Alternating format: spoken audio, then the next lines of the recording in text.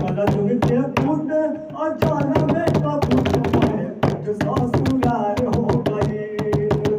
कैसन कला जुग के पूत अजाना में कपूत पाए ससुराल हो गए। माई बाप घर के भार हो गई, भाई से बढ़ के मसाल हो गई।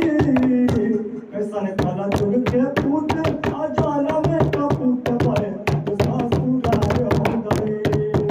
कैसन कला जुग के पूत है जाना में कपूत पाए ससुराल हो गए।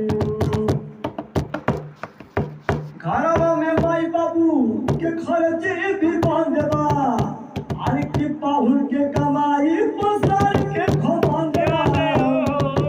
घरवा में माई बाबू के खर्चे भी बांधवा, पाहुन के कमाई पसार के घुमांदवा।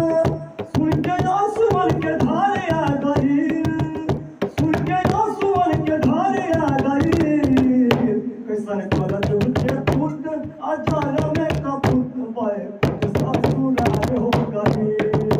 कैसन कला जुग के पूत हरी जाना में कपूत पाए ससुराल हो गए।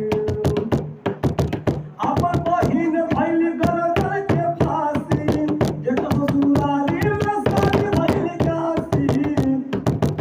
अपन बहिन भइल गरदन के फांसी, एक ससुराली में साथ भइल काशी।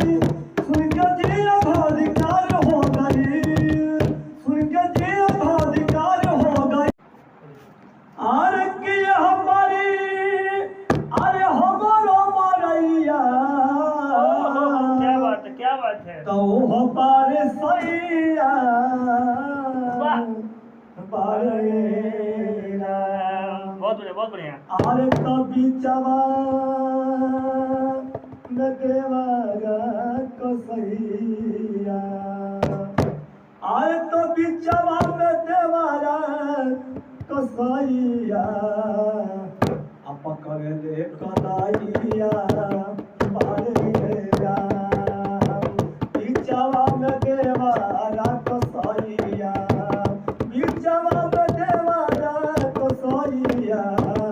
पकड़ ले कलाइया बारेरा। बिचवा में देवारा कसैया, बिचवा में देवारा कसैया। पकड़ ले कलाइया बारेरा। सुना सुना पिया दैया, सुना सुना पिया दैया। अरे सुना सुना अरे के पिया दैया। अरे के सुना सुना अरे के पिया दैया। किनारे लागी दैया।